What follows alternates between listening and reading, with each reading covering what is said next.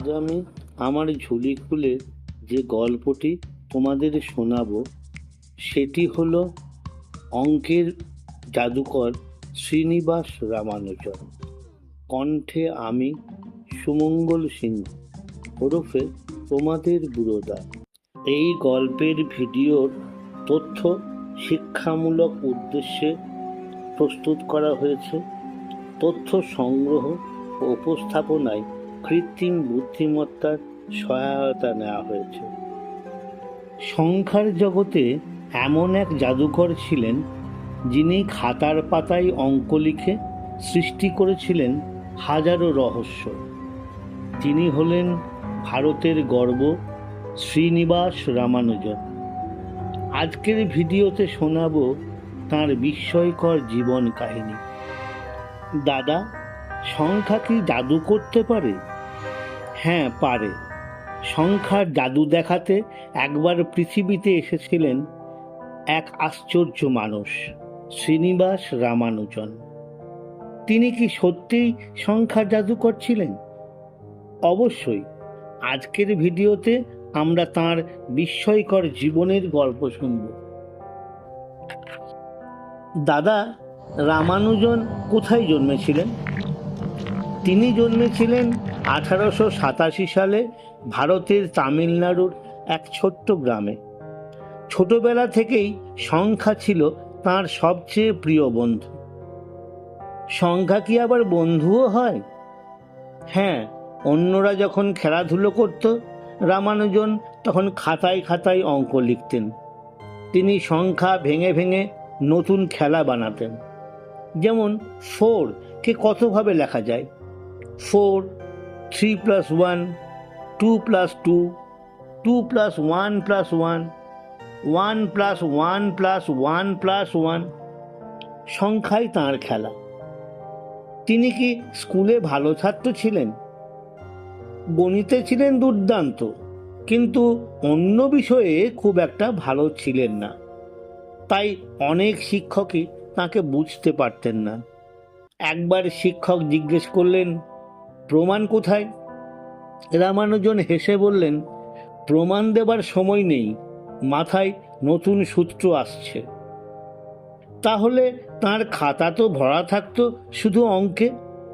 ঠিক তাই, তার নোটবুকগুলোতে হাজারো হাজারো সূত্র, যেগুলো দেখে আজও বিজ্ঞানীরা অবাক হন। তিনি কিভাবে বিখ্যাত হলেন? তিনি একদিন ইংল্যান্ডের বিখ্যাত গণিতজ্ঞ হার্ডিকে চিঠি লিখলেন। সেখানে নিজের আবিষ্কারগুলো লিখে পাঠালেন। হার্ডি প্রথমে অবাক হয়ে ভেবেছিলেন, এগুলো কি সত্যিই সম্ভব? পরে তিনি বুঝলেন রামানুজন একজন অসাধারণ প্রতিভা। হার্ডি কি তাকে দেখতে এলেন? হ্যাঁ, তিনি রামানুজনকে কেমব্রিজ বিশ্ববিদ্যালয়ে আমন্ত্রণ জানালেন। সেখানে দুজনে মিলে বহু গবেষণা করলেন আর গণিতের নতুন নতুন রহস্য আবিষ্কার করলেন। তাহলে সেই 1729 সংখ্যার গল্পটা বলো না।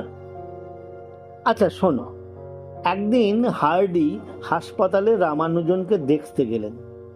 হার্ডি বললেন, আজ আমি 172 নম্বর ট্যাক্সিতে এসেছি। সংখ্যাটা একেবারেই সাধারণ। রামানুজনের সঙ্গে সঙ্গে বললেন, না, এটা সাধারণ নয়। 1729 হলো সবচেয়ে ছোট সংখ্যা, যেটাকে দুইভাবে দুইটি ঘনের যোগফল হিসেবে লেখা যায়। 1729 = 1 কিউব + 12 কিউব = 9 কিউব + 10 কিউব। ও, ট্যাক্সির নম্বরেও লুকিয়ে থাকে এমন রহস্য? ঠিক তাই, সংখ্যার মধ্যেই জাদু লুকিয়ে থাকে। কিন্তু তিনি তো খুব অল্প বয়সে মারা গিয়েছিলেন, তাই না? হ্যাঁ, মাত্র 32 বছর বয়সেই তিনি অসুস্থ হয়ে মারা যান। কিন্তু তাঁর আবিষ্কার আজও গণিতের আলো হয়ে আছে। তাই তাকে বলা হয় সংখ্যার জাদুকর রামানুজন। আরে, এত অল্প বয়সেই রামানুজন কত বড় কাজ করে গেছেন। হ্যাঁ, তিনি আমাদের শিখিয়েছেন যদি মন থেকে চেষ্টা করি তবে ছোট জীবনেও বড় স্বপ্ন পূরণ করা যায়। তাহলে আমিও পারবো? অবশ্যই তুমি পারবে।